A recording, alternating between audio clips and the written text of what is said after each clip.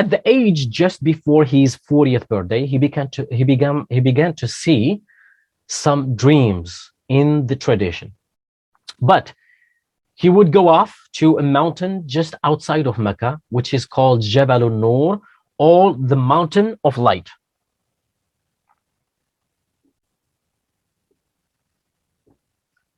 Jabal al-Nur, or the mountain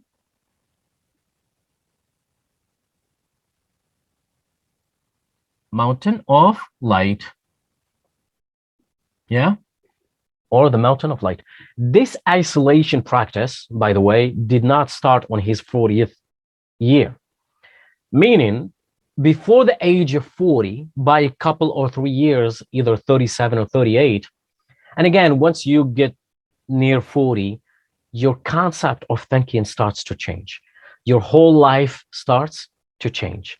The way you look at things, the way you desire things, the way you want things. When at your 20s or 30s, your ambitions and visions are a bit different.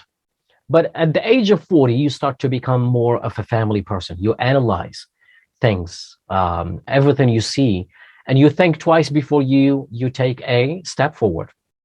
That's why the age of 40 is a unique age. It's a changing point of the life of the person. So at the age of 37 or 38, Muhammad ﷺ, as a normal person, started to look at life differently. And he started to see that there is more aspects to life than just family, money, good times, and so forth. So Muhammad started to love isolation. In Arabic, isolation is called al-khala. Isolation is called al-khala.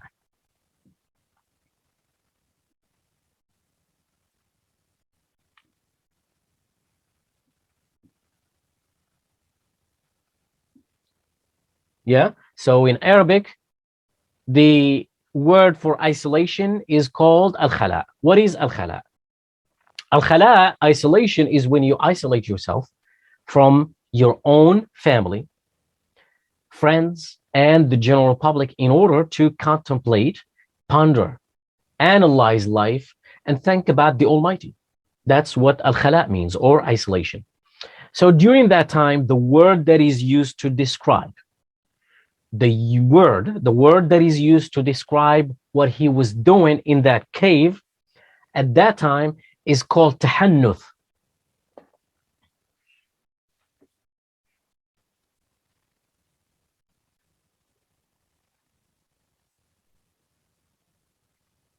So the word that is used to describe what Muhammad was doing in that cave at that time is called tahannuth.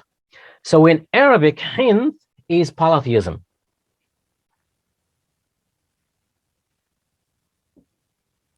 Hinth is polytheism.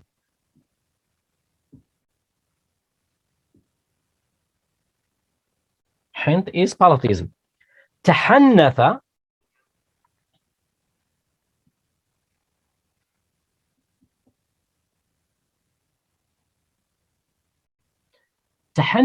means the opposite, means to avoid polytheism, to avoid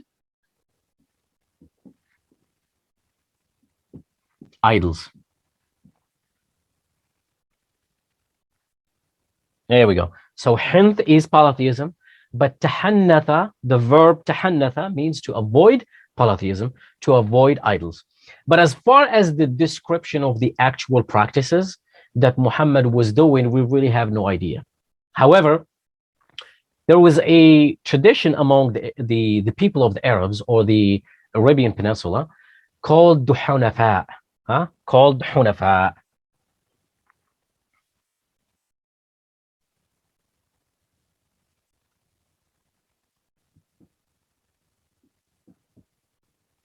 Called Hunafa. Now, excuse me, Hunafa or Hanif, Hanif.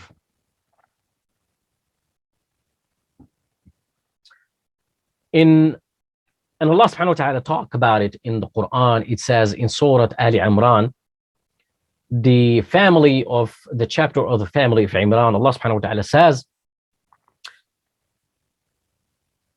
the translation, Abraham was neither a Jew nor a Christian, but he was a monotheist, a Muslim, and he was not of the polytheists.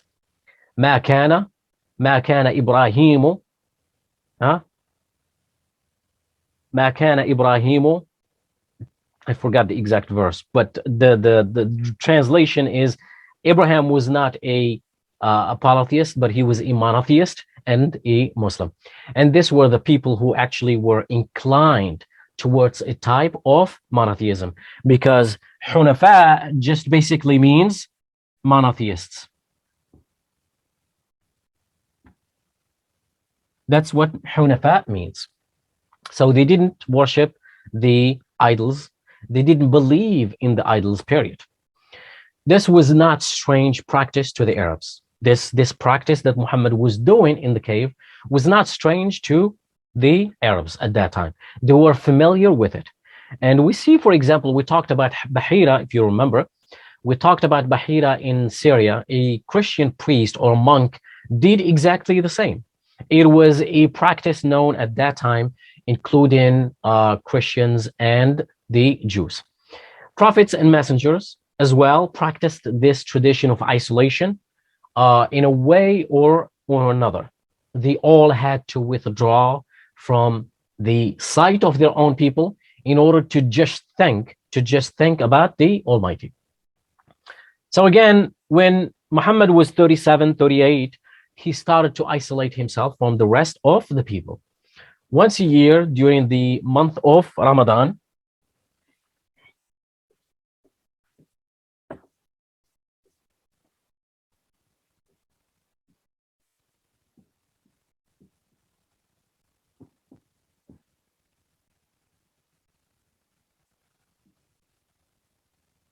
so once a year during the month of Ramadan, for the last 10 days, he'll go to a mountain, as we said, called Jabal al-Nur, or the mountain of light, where there is a cave in that mountain called the cave of Hira, or Gharu Hira.